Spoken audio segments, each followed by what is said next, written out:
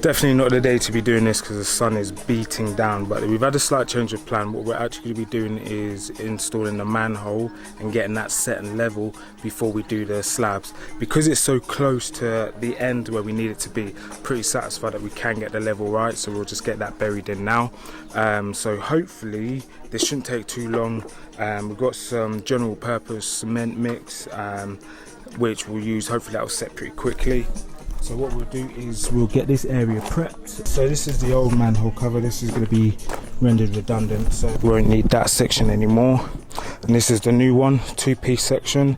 This is a plastic frame, which is what gets bedded in. And then this is the recessed manhole, which is the section that can be pulled out. And this is what we will bury our slabs in. So we'll set this aside for now. Then we will get the plastic frame bedded in once we've cleared this area.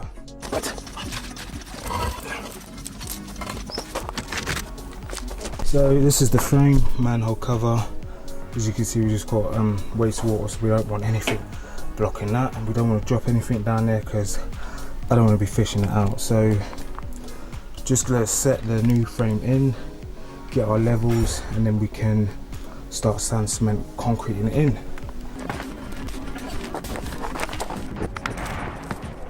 Our framing, and we've just double checked that the levels are nice.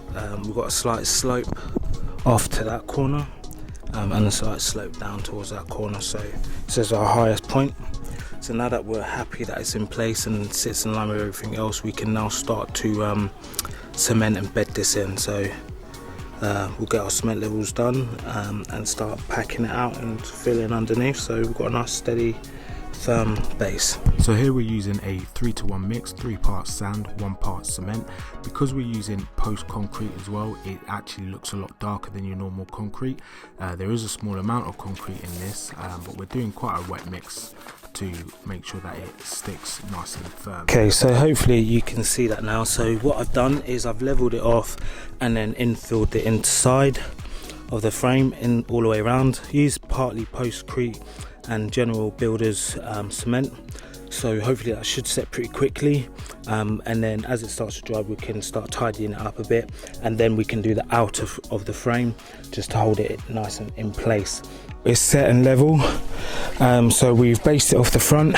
It's got the 2cm angle drop that we have and continues to the back, so just gonna let that set. While that's setting, I'm gonna start doing the slabs. Not going to touch anything around this area for at least 24, 48 hours. Make sure that's set nice and hard, because that is basically, we don't want that to drop. If it drops, then that messes up the whole patio area. So confident that we've done a good mix. We've done a 3-to-1, so it's got a bit of extra stability. So now we're going to start doing our patio from the front to the back. As you can see, so far we've done this area. I didn't film this bit, apologies, but it's pretty much in continuations with everything else. But what we're doing today is actually cutting the slabs ready to fit around and in the recessed manhole. So now we're going to begin measuring the slab, and in order to do this, what I've done is I've placed the slab against the pre-laid slabs from the outer edge, as you can see, to get the gap that we want. And what this does is this allows us to identify where we need to cut the slab above the manhole. Obviously at this point you can see the slab is at an angle, so we need to account for any additional millimeters that will need to be cut out for.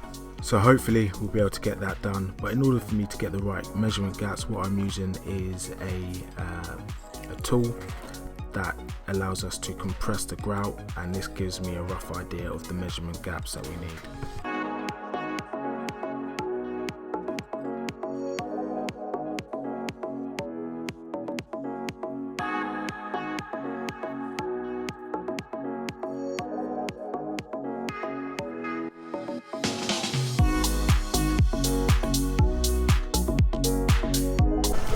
Right, okay, so as I've got an Evolution circular saw, I've also got an Evolution diamond cut blade. I've used this before on some other jobs, not quite as tedious as this one. There's some other tiles that I had internally for some floor tiles, but this is the disc. It worked really well on my last job, so I'm really hoping it does the same job here. But you can sort of see in the blade little diamond sections. You probably won't pick it up on the camera, but we'll give it a try, see how we get on. I'm going to damp the slab, so I'm literally just going to pour some water on it. Hopefully that will help in dampening the dust as well, so we don't have dust flying everywhere.